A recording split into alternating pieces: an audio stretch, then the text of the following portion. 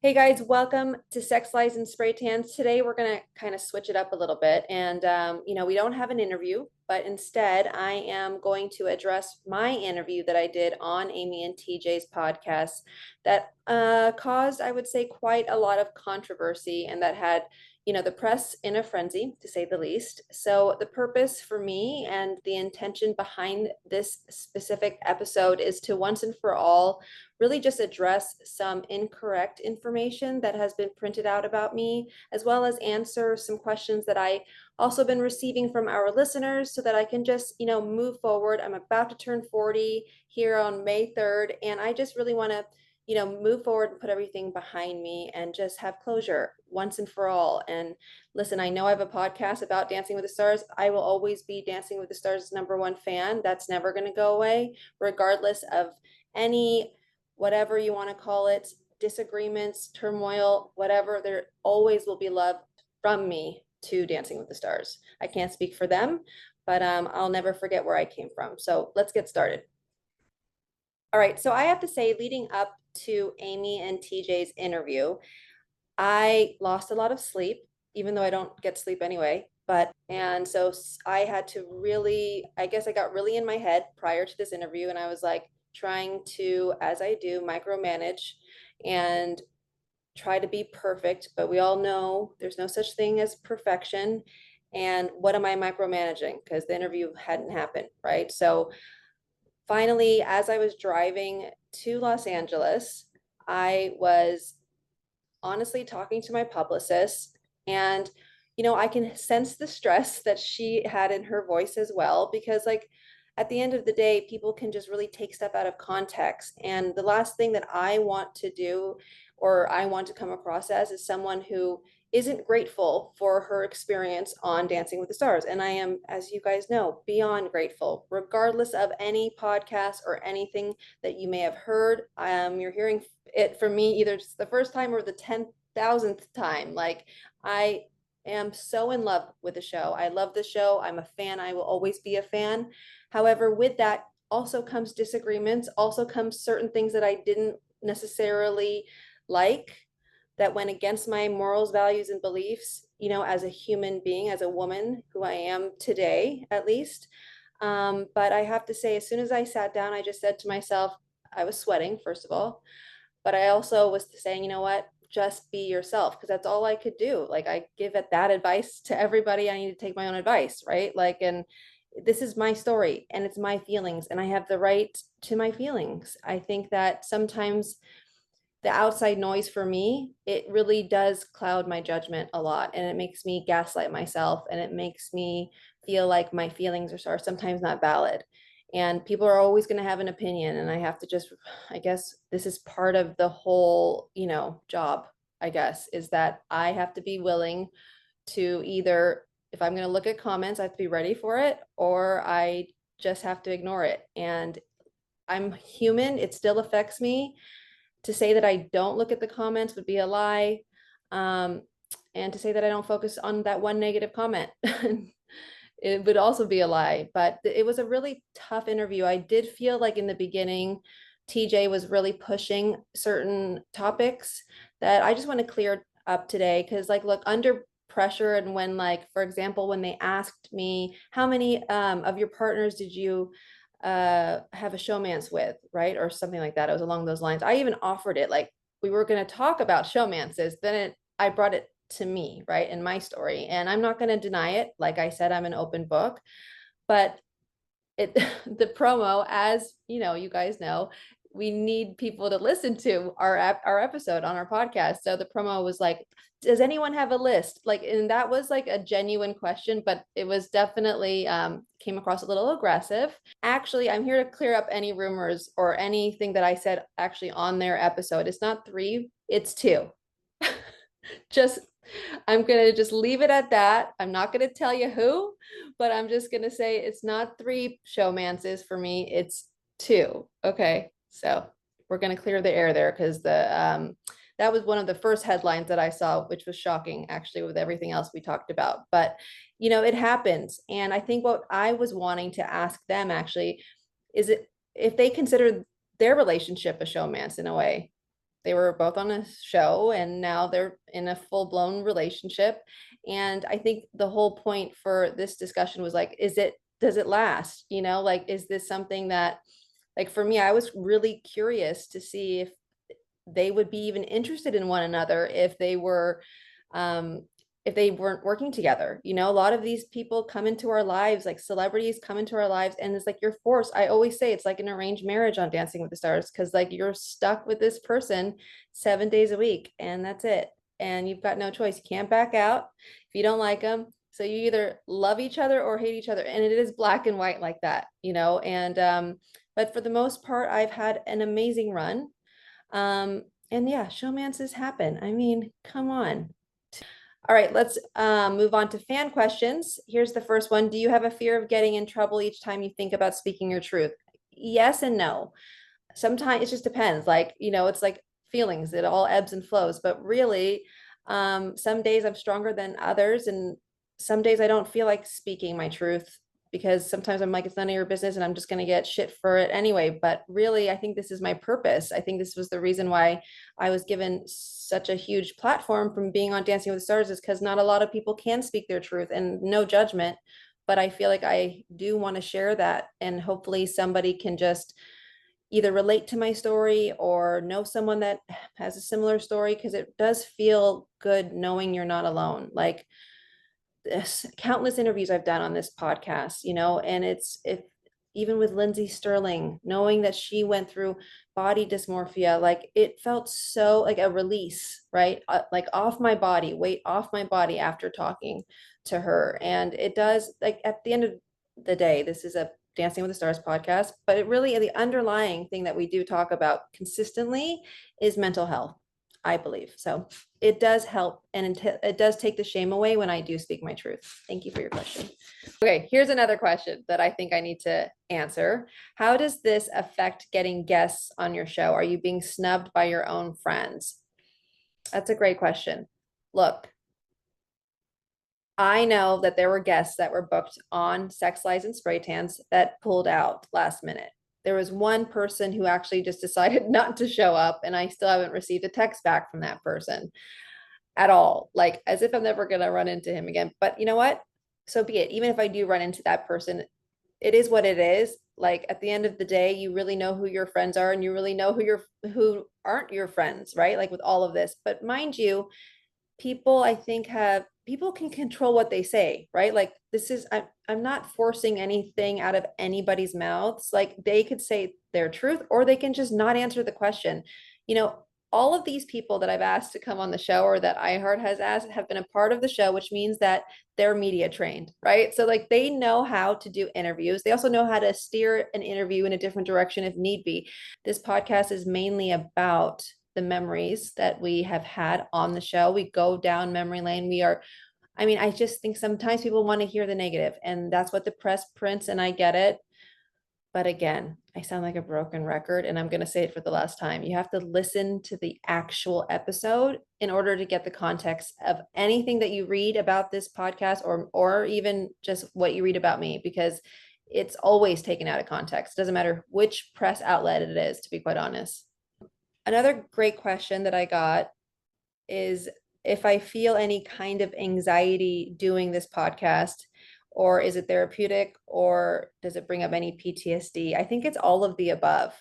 These rewatches have really taken me through an emotional roller coaster because, first of all, there's just seeing myself and how just that little girl was just so insecure. It just brings up so many different feelings, but then also seeing the dynamic and I keep saying this, the psychology behind the show.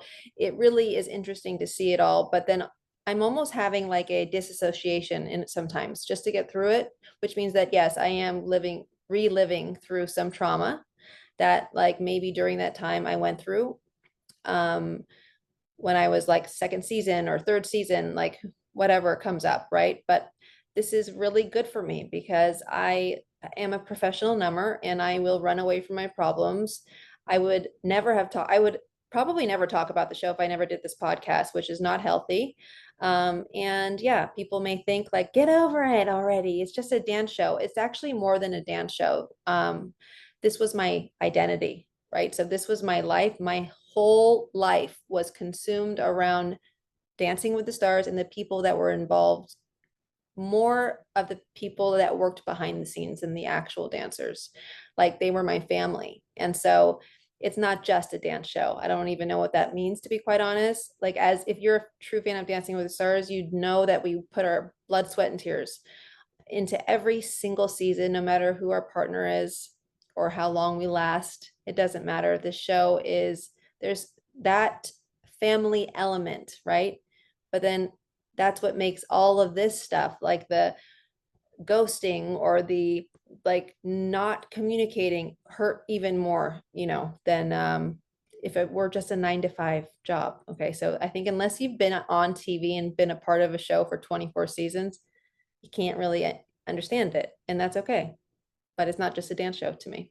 I do know that this show is very rare. The fact that it's going into its 33rd season, I don't necessarily think that I'm going to be a part of a show similar to this as far as the longevity goes. But I think my fear in general was when I made this decision to leave the show is like, what the hell am I going to do? And I'm still figuring it out. And that sometimes is scary. I'm like, really, how much longer am I figuring it out for? But I think people may not want to face it, but this is life in general. Like, it's just like, if you want to take a risk or if you want to change job, professions, or whatever you want to do, if you want to get out of a relationship, it's always scary because there's always this unknown. But for me, it's different because it's like, I don't know. I feel like sometimes, like, did I make the wrong decision to leave? So I said in my interview with Amy and TJ that at my lowest, my rock bottom was my success. And I only say this because from the outside of what people define success, of how people define success, which really is, did you win the show or not in my world, right? But I was so empty inside. It didn't matter how many mirror balls, it didn't matter how many finals, it didn't matter whatever it was, like who my celebrity friend, like it didn't matter, right? But I still felt like shit about myself inside, to the point where I had to continue to drink and numb, because I couldn't bear the thought of just being alone with my feelings in general. Didn't even know what feelings were. Like, I didn't want to do it. I didn't want to face anything. So I say personally, I'm in the best headspace that I've ever been.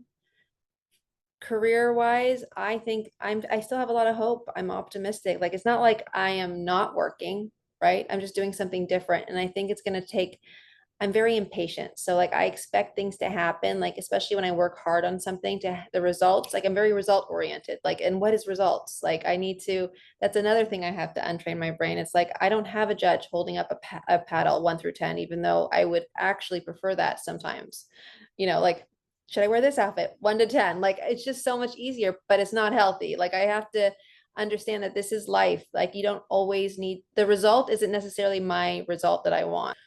So I think, like, when it comes to why this is more than a dance show for me, I have a lot of history with a lot of these OG pros and Len Goodman. Like, Len Goodman judged me when I was a little girl competing in the industry.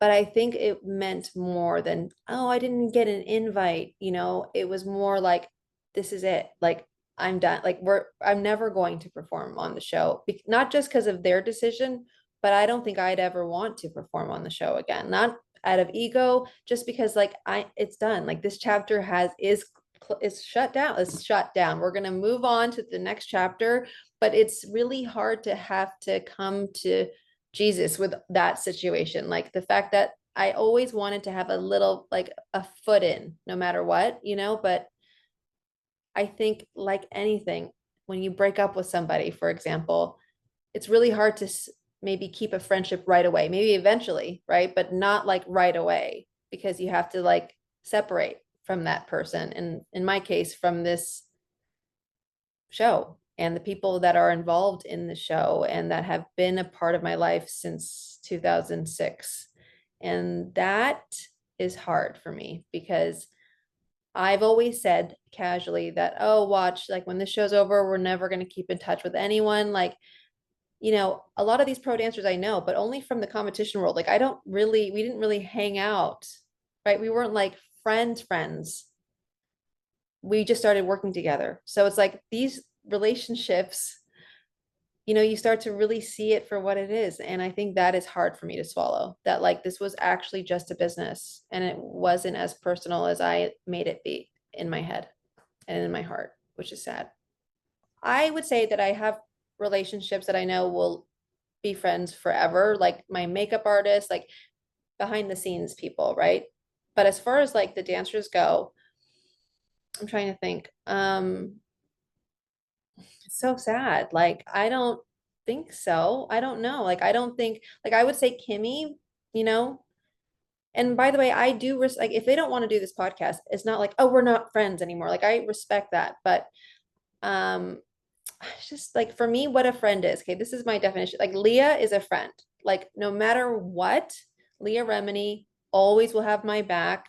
Whether she does this podcast or not is irrelevant. That doesn't make me not want to be her friend if she didn't want to do it. That's totally fine. But the difference is between me and her and me and the rest is that we communicate. Like we communicate consistently and we communicate our feelings and we're not scared to talk about our feelings and we hear each other, and whatever we have gotten into our own thing, and we do talk it out. And I think that's what's missing with everyone else. It's like, I'm hearing about them talk about why they don't like my podcast, but I've never heard it from them, which is odd. Like, so I guess we weren't friends. You know what I mean? It's like a hard thing to swallow.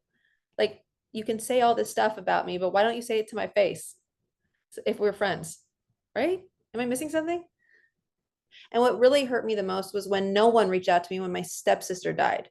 So then there's that layer, right? So there's like a lot of different layers that have happened both in all everyone's lives, right? Like when my stepsister died, like not one person. And don't tell me you didn't hear about it, right? Like, come on.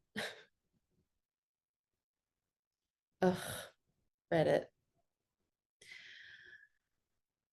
I think that I have, okay, well, my intellectual brain, this is one thing, and then my feelings. I'm hurt by it because I'm not that girl who's like, oh, I'm still bitter. Like, what a freaking loser. Like, that's not who I am.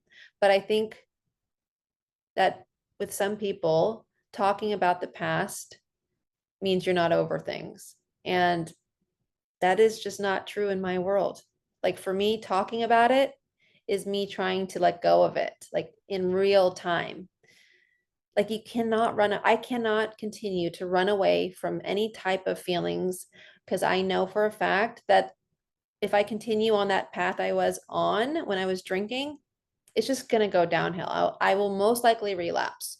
This is part of my work to stay sober too. Like I have to talk about this and you guys don't have to listen, that is a choice.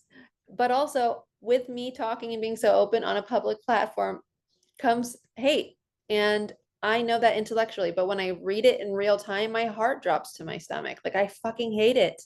I only want to be loved just like anybody else. I think we're really in society, we're really at a kindergarten level when it comes to mental health. And that just shows me that that is the case because, like, why is it so black and white? Why is everything so black and white to people? Like, oh, she's still bitter. No, I'm really not bitter. If I were bitter, I'd be silent, actually. I think when people say stuff like this, like when people are super, there's like a whole thread on Reddit, right? About like, how bitter, get over yourself. Oh my God. Like all you do is try and find or get your guests to talk negatively about the show. I just know right then and there, you guys are not listening. Like you're just not. So listen, go ahead, continue on with the hate, but I can't control what they say. However, I just feel like it's really ignorant of people to just, I don't know, I'm human. Like, watch what you say. I think I really would love, before I died, I would love for people just to be kind with their words because it really affects people. And I think that's I think that's the point.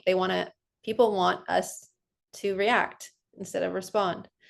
So if that's their goal, then more power to you because it's working, I guess. I know one pro said, why does she want to talk about the past?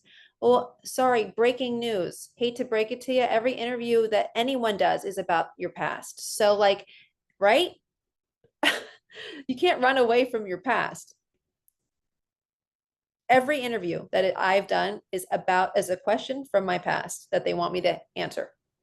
Like, there's never an interview that's talking about you're just solely about the present moment, right? This second, or the future that hasn't even happened yet.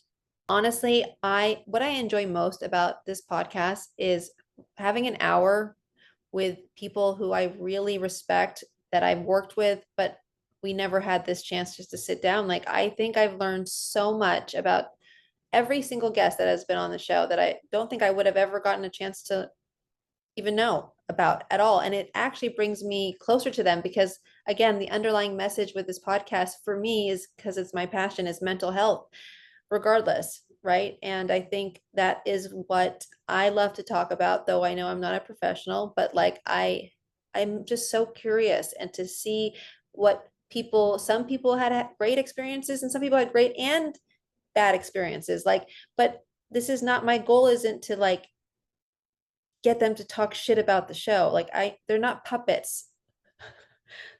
It's so frustrating to me that people are like, all she's doing is leading them towards saying shit about the show. No, that's not what, like, there's so much, I don't know, there's so much heart that and love that I have. And especially with doing these rewatches. And I think I'm really just proud at the fact that I've been a part of a show for so long and that I did a damn good job when I was on it. Like, I'm not even going to deny it. Whether I thought about that when I was doing it, most likely I was being mean to myself and hated everything I did. But now I'm just so proud of being part of such a huge staple, and especially when it comes to the ballroom industry and being able to be a part of changing the world that I grew up in. So initially, when I got the call that Amy and TJ wanted me to come on their podcast, um, right away, for me, those two were branded as Good Morning America news anchors, journalists. And right away, there's a family bond, like whether it's trauma bond or whatever you want to call it, it doesn't matter. Like, there's this family and foundation, regardless of the outcome. And I think what I really intrigued me about these two people was the fact that they obviously loved their job just like I did, right?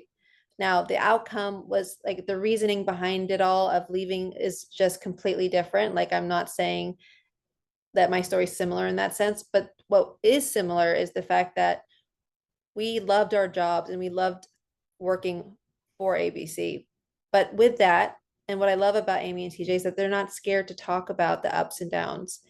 And like, for example, I couldn't do a podcast and talk about my truth if like the person interviewing me wasn't going to be ready to be real and transparent themselves, right? And I think this is the conversation starter. And this is what's different nowadays. It's like we both don't have anything to hide, really, right? There's like, in as far as our situations go with this specific network, it can't get worse. Like, it is what it is now. And now we're just sharing our experiences and stories and trauma bonding. And it was very therapeutic. It was scary for me in the beginning because I was like, I've got two amazing journalists. I did feel a little interrogated in the beginning, but when Amy pointed out that there was a lot of similarities between me and TJ, when they started talking about their story, then it got me more comfortable to talk about mine. There's a lot of also articles about me being the breadwinner and supporting me and my ex-husband.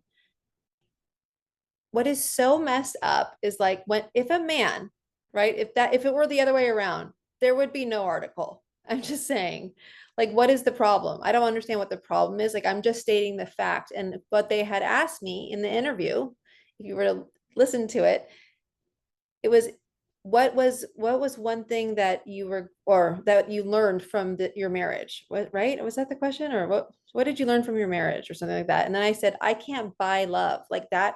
And by the way, that is the less big, like the overall, there was many lessons, but this was the overall lesson that I thought for some reason subconsciously that I could do, was buy love. But clearly that I was just answering the question. People are like, stop bringing it up. All you do is talk about this. It's a question that I'm answering, right? Like, I'm not just saying it out of nowhere. I'm doing an interview. I'm being the one interviewed. I'm going to answer the question that's being asked of me. But it is what it is. I don't know. I just can't please everyone. What can I say? Let me just clear the air. When Len retired, I had, first of all, no idea that he was retiring, but we had already planned my retirement the following week. That's why he announced his during the semifinals, and mine was definitely the grand finale of the show, and 90 seconds of it was my farewell dance.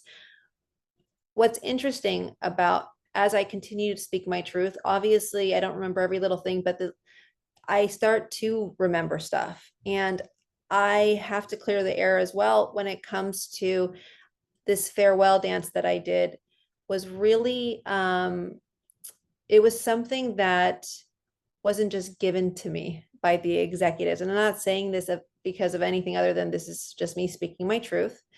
But my agent, William Morris, and management, Untitled, asked for this for me. Like, if you're not going to have her be a part of the family anymore, meaning like doing other things, though it was still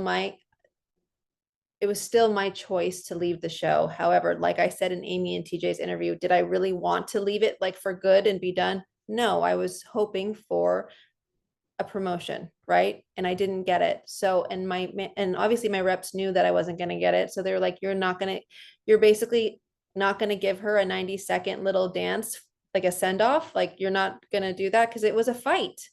It wasn't just given to me like, oh, okay, we're going to do a beautiful send off. It was a fight that my team had to really put their foot down and basically put everything into perspective for them, that like, wow, you don't want to give her anything, like not even like a little goodbye, like nothing. And so that's how that came about, because I hear and I've seen a lot of comments, people saying, well, what is she complaining about? She got a farewell dance that like Derek never got that. Julianne never got that. Again, our experiences on the show are way different. I started a lot earlier than they did. And I never really took a break from the show, really. I mean, it was consistent. I was consistently there. And yeah, I think that was the least that they could have done, was a send off. But what's interesting, leading up to it, it was almost like I didn't even want to do it anymore, because I could tell that it wasn't necessarily their idea. It's just really sad, actually. If it were up to them, I don't think they would do a send off, put it that way. So I'm turning 40. This is 40. And I cannot wait to continue on a path of curiosity, of growth, of bettering myself. And that does not include continuing to talk about this, right? I think I have done a lot of therapy on my own. I've talked about it a lot on my own with my friends, but then on top of it, I've shared a lot with you guys. And I think, doing this episode, this will be the last of me speaking about my experience. I will continue to have guests, and I will continue to ask them questions about their experience. But I do feel closure. Like, I lost friendships along the way. And that is called grieving, and everyone grieves differently. And sometimes for me, like, because a lot of these people I've known for almost 2 decades, it's going to take time to really put that to rest. But there's no such thing as rushing through a grieving, like grief, it's just different for everybody. However, I am done talking about it. There's nothing else for me to say. And yeah, it feels good to be able to turn 40 and start a new chapter. Let's go back to my intention of doing this episode. It was really important for me to clear the air, because there was a lot of stuff that was taken out of context for a solid like couple of weeks after I did Amy and TJ's podcast. So that's that. But I just want to thank you guys, my listeners, for, first of all, being so loyal and tuning in, but mainly for making it a safe space for me to just express my true self, because there's not a lot of places where I feel safe enough to express whatever that it is I'm feeling, because it is a vulnerable subject for me, whether you want to believe it or not. But yeah, I'm grateful for all of you. And until next time.